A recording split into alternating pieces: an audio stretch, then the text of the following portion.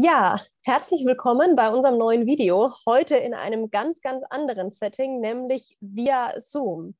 Ja, das ist ein Setting, was wir eigentlich wahrscheinlich aus dem vergangenen Jahr alle aus dem Homeoffice kennen, dass wir uns über Zoom treffen. Und gerade treffe ich mich mit Autorin und Lektorin im Viertürme Verlag, Marlene Fritsch.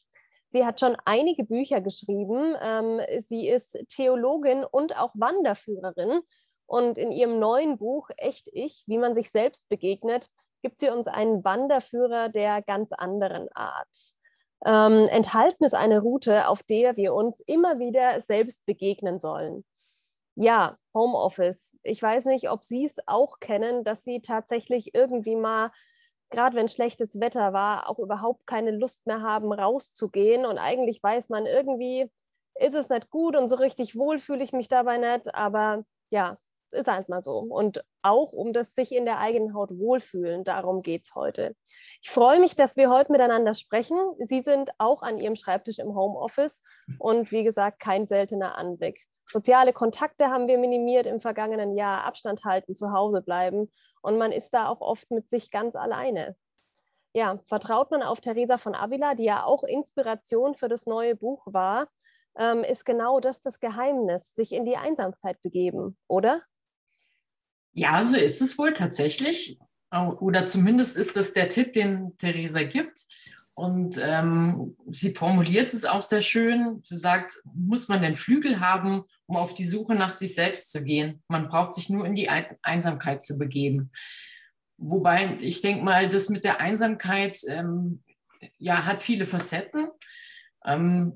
Das mit der Einsamkeit allein am Schreibtisch zu sitzen, sind wir inzwischen alle gewohnt. Aber ich glaube, für Theresa geht es dabei gar nicht so sehr darum, dass man sonst niemanden um sich hat oder sich in eine Einsiedelei begibt, um alles um sich herum zum Schweigen zu bringen, sondern es geht darum, sich in sich selbst zurückzuziehen und dabei auch mal in die Stille zu gehen. Also sich selbst zuzuhören und dabei die Stimmen zum Schweigen zu bringen, die laut werden, wenn alles um uns herum so, also wenn es eben keine Kontakte mehr gibt, wenn das Radio schweigt, wenn sonst alles still wird. Also das auszuhalten, was dann laut wird, wenn um einen herum Stille ist. Teresa von Avila war ja jemand, der sie in ihren anderen Büchern auch inspiriert hat. Die Münster-Schwarzacher Kleinschrift ging auch um Teresa von Avila. Was finden Sie so besonders an dieser Frau? Ich finde sie für ihre Zeit war sie eine sehr moderne Frau oder einfach jemand, der sehr ungewöhnlich war. Sie ist also 15 geboren, in einer Zeit, wo die Inquisition eine große Rolle gespielt hat, wo die Kirche zur Weltmacht aufgestiegen ist, also nicht nur im geistigen Bereich, sondern auch im weltlichen sehr großen Einfluss hatte, wo es tödlich sein konnte, den falschen Glauben zu haben. Und Theresa hat sich von all dem eigentlich wenig beeindrucken lassen. Wenn man sich so die Lehre der Kirche damals ansieht, da ging es immer um große Ideale, darum, dass man rigoros gesagt hat, das ist schwarz, das ist weiß, das ist richtig, das ist falsch. Und im Vordergrund standen dabei immer Ziele, die man als Normalsterblicher nur schwer erreichen konnte. Theresa dagegen ist immer davon ausgegangen, was kann ich realistischerweise tun? Und sie hatte ein unglaublich ein liebevolles Menschenbild. Also sie hat ihre Mitmenschen immer gesehen, so wie sie sind und nicht, wie sie haben möchte oder wie sie sich selbst auch haben wollten. Sie hat immer versucht, von dem auszugehen, was möglich ist und auch von dem, was Menschen gut tut. Also es ging nicht darum, ein Ideal anzustreben oder dem hinterherzulaufen, sondern einfach das möglich zu machen, was geht. Und dabei hat wirklich auch Selbsterkenntnis eine sehr große Rolle gespielt. Auf jeden Fall eine sehr, sehr spannende Persönlichkeit und ein sehr spannendes Vorbild. Kommen wir nun zu den Inhalten des Buchs. Ein Satz, der für mich so besonders einprägsam war, erwachsen zu sein bedeutet, häufiger Gastgeber zu sein als Gast. Was bedeutet das denn, Gastgeber zu sein im eigenen Leben? Ja, das ist also kein Zitat von Theresa, sondern es hat mich irgendwie angesprungen in einem Artikel über Gastfreundschaft. Und da hat die Autorin gesagt, erwachsen zu sein bedeutet eben häufig, dass man eher Gastgeber ist als Gast im eigenen Leben. Ich habe mir das mal so überlegt, wie denn das Gefühl ist. Also als Gastgeber ist man ja oft darum bemüht, dass die Menschen, die am eigenen Tisch sitzen, die man eingeladen hat, auch in das eigene Leben sozusagen, dass es denen gut geht. Man hat was gekocht, es geht einem darum, dass es allen schmeckt, dass alle gut miteinander auskommen, dass am Tisch eine Atmosphäre herrscht, in der sich alle wohlfühlen. Und oft merkt man dann, wenn alle gegangen sind, dass es zwar ein sehr schöner Abend war, aber dass man selber dabei ein bisschen zu kurz gekommen ist.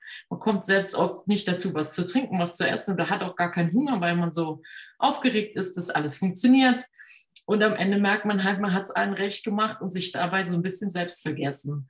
Und ich glaube, das ist eine Haltung oder was viele heute kennen. Ich habe das damit so verglichen, dass man immer verschiedene Rollen spielt. Also man ist die Freundin, man ist die Mutter, man ist die Arbeitnehmerin, die sich um alles Mögliche, also die sich darum kümmert, ihre Aufgaben zu erledigen. Aber dass man selbst ist, nur man selbst und sich überlegt, was brauche ich denn, damit es mir gut geht, das kommt oft zu kurz dabei, weil man sich auch gar nicht mehr bewusst ist, was das denn ist, was man selber braucht. Das ist ja unglaublich herausfordernd, sich überhaupt mal die Frage zu stellen, was brauche ich denn eigentlich selber? Was will ich denn eigentlich selber? Weil gerade jetzt so immer allein sein in der Pandemie, denkt man, naja, ich brauche Sozialkontakte, ich brauche andere. Und dann ist man wieder quasi in dieser Spirale und ich muss andere bewirten und ich muss dieser Gastgeber sein und dann wieder diese Rolle spielen. Ein wichtiges Bild, was du dabei auch genommen hast, war dieser Blick in den Spiegel. Und so ein Zoom-Meeting ist ja auch quasi ein Blick in den Spiegel. Man sieht sich irgendwo selber, was durchaus auch irritierend sein kann. Was hat es damit zu tun, mit diesem Blick in den Spiegel? Ich glaube, also das ist so ein Bild einfach, das ich genommen habe, um sich selber auf die Spur zu kommen. Ich denke, dass gerade wir Frauen den Blick in den Spiegel sehr gut kennen. Und ganz oft ist er mit heftigen Emotionen verbunden. An manchen Tagen möchte man so gar nicht wissen, was die Antwort auf Spieglein, Spieglein an der Wand, wer ist die Schönste im ganzen Land denn wirklich ist, weil man sich selber für das hässliche Entlein hält oder alles an sich einfach nur grässlich findet. Das nenne ich den ersten Blick in den Spiegel, dass wir oft gewohnt sind, einfach sofort die Sachen zu sehen, die nicht mit uns stimmen. Vermeintlich oder auch wirklich. Also viele Sachen fallen uns ja auch schwer positiv zu sehen, die andere schön finden an uns. Und der zweite Blick in den Spiegel ist sozusagen die Rückseite davon. Das heißt, dass ich mich immer besser, also dann im Spiegel den einzigen aufrechten Menschen auf dieser Welt sehe und glaube, dass ich die Einzige bin, die weiß, wie es wirklich geht, wie wirkliches Leben funktioniert, nach welchen Regeln man leben muss und eben auch denke oder nicht verstehen kann, wie andere Menschen das nicht verstehen. Also mich über sie stelle und denke, ich bin der einzige Mensch, der weiß, wie es geht. Und ich glaube, um sich wirklich selbst zu begegnen, braucht es den dritten Blick in den Spiegel. Und das bedeutet für mich, dass man sich realistisch selbst betrachtet. Und zwar mit allen Ecken und Kanten, aber auch mit allen schönen Seiten. Das heißt, man macht sich nicht besser, als man ist, aber auch nicht schlechter. Und da habe ich schon an mir selbst festgestellt, wie schwierig das ist. Also diese Balance zu finden und sich ehrlich selbst zu betrachten, ohne sich schlecht zu machen, aber auch ohne sich besser zu machen, als man ist. Klingt unfassbar herausfordernd, weil Sie haben es ja gerade schon angesprochen, gerade wir Frauen neigen da dazu, uns eher schlechter zu machen und irgendwie so die Ecken und Kanten zu sehen und die negativen Seiten.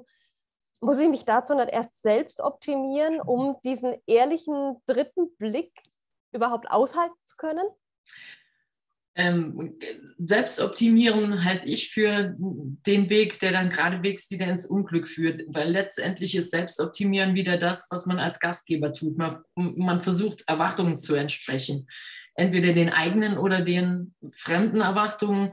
Dann hat man wieder das Gefühl, man muss ein Programm abspulen, man muss irgendwas tun, man muss sich selbst gegenüber oder man muss sich zu irgendwas treten.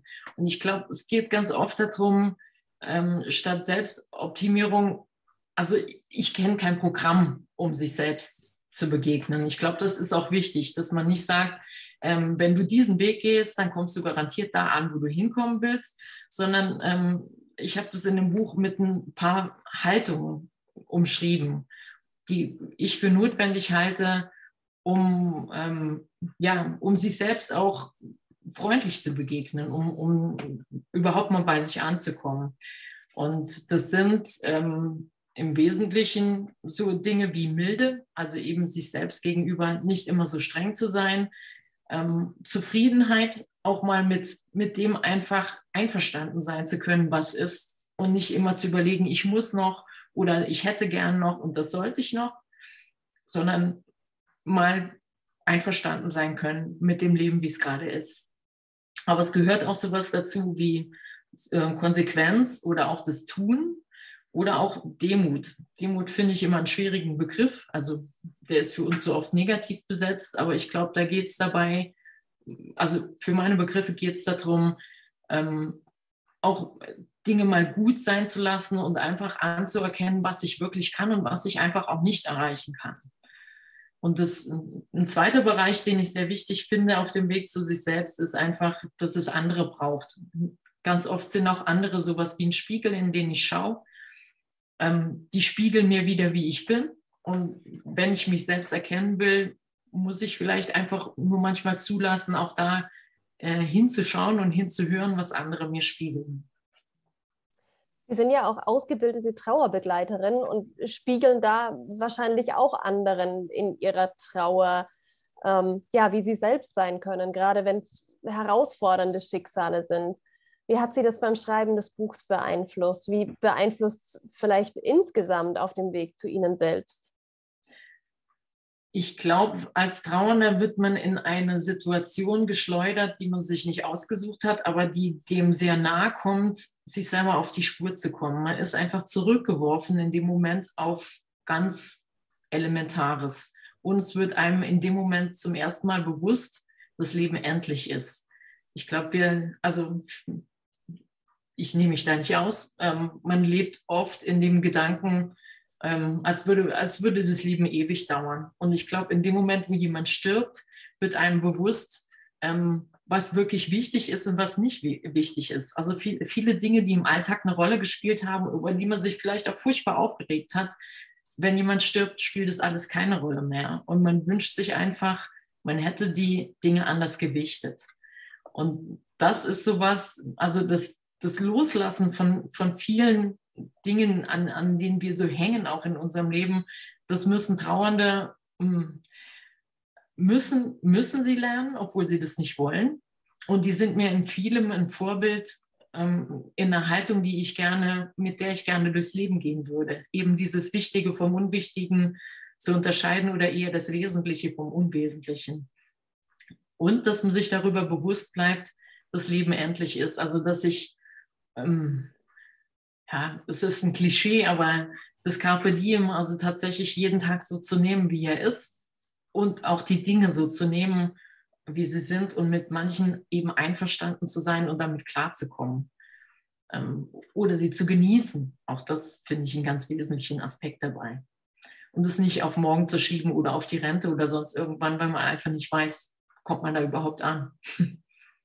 Ja, tatsächlich. Sie schreiben auch am Ende Ihres Buchs von 5 Haltungen bzw. 5 Punkten. Könnten Sie da exemplarisch mal einen rauspicken, den Sie für besonders beachtenswert finden und den mal kurz anreißen? Ja, Sie können auch gerne mal nachschlagen im Buch. Ja, es sind ja nicht 5 Punkte, sondern es sind 5 Wünsche an mich selbst, die mir, das ist ein Spruch von Mahatma Gandhi, der mir sehr wichtig geworden ist und der mich eigentlich schon länger begleitet. Die lauten: Ich will die Wahrheit sagen, ich will keine Ungerechtigkeit dulden, ich will keine Angst haben, ich will keine Gewalt anwenden, ich will in jedem und allem vorerst das Gute sehen. Ich finde, das ist ein Programm, da gibt es keine konkreten Schritte, von A nach B zu kommen. Aber ich finde diese Haltung unheimlich wichtig, um ein Leben zu führen, mit dem ich zufrieden sein kann, das aber auch andere respektiert. Also indem ich mein Ego nicht in den Vordergrund stelle, sondern indem ich auch andere sein lassen kann. Und gerade so dieses erstmal allem unvoreingenommen begegnen, das finde ich so eine wichtige Haltung. So wie ich möchte, dass man mir begegnet, möchte ich eben auch anderen begegnen. Was für ein wunderbarer Schlusssatz. Ich glaube, besser könnte dieses Interview hier gar nicht enden. Eine ganz, ganz große Buchempfehlung für das neue Buch von Marlene Fritsch, Echt Ich, wie man sich selbst begegnet. Und wer jetzt Lust bekommen hat, noch mehr davon zu sehen, gerne auf unsere Website gucken, www.4-türme-verlag.de.